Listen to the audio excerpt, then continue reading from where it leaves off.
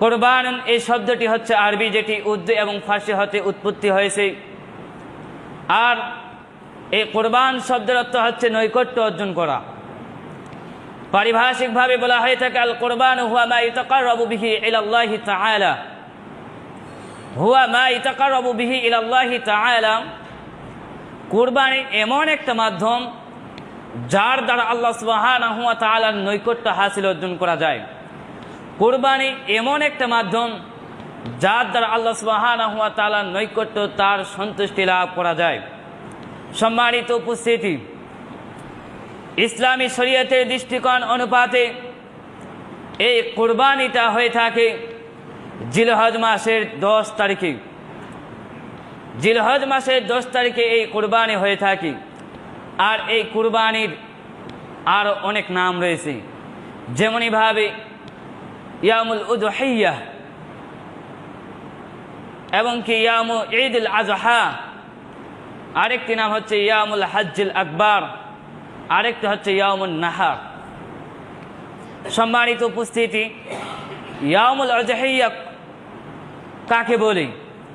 ইয়ামুল উযহিয়া দ্বারা উদ্দেশ্য হচ্ছে সেই পশুটা, কুরবানি করার জন্য যে পশুটা রয়েছে সেই পশুটাকে ইয়ামুল উযহিয়া দ্বারা উদ্দেশ্য করা হয়।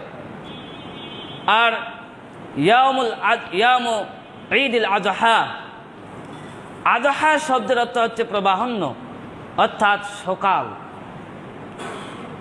যেহেতু কুরবানির দিন সকালে প্রবাহন্যে পশুকে জবাহ করা হয়, সেই কারণে কুরবানিকে ইয়ামু ঈদুল আযহা বলা হয়ে থাকে। আর এই কুরবানিটাকে ইয়ামুল হজ্জুল আকবার, অর্থাৎ হজের একটি বড় দিন। কারণ যেহেতু এই কুরবানির দিনে হাজিগণ যারা হাজি রয়েছে, সেই হাজিগণ একটি ফরজ এবং 4টি ওয়াজিব মিলে 5টি গুরুত্বপূর্ণ কাজ করার মাধ্যমে হজ সম্পাদন করার কারণেই এই দিনটিকে বলা হয় ইয়ামুল হজ্জুল আকবার।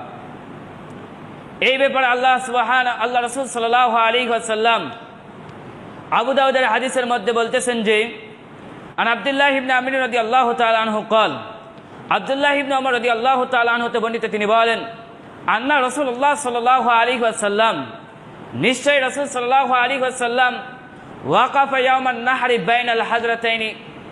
বাইনাল হাজরাতাইনি ফিল হিজ্জাতিল্লাতি হাজ্জিন,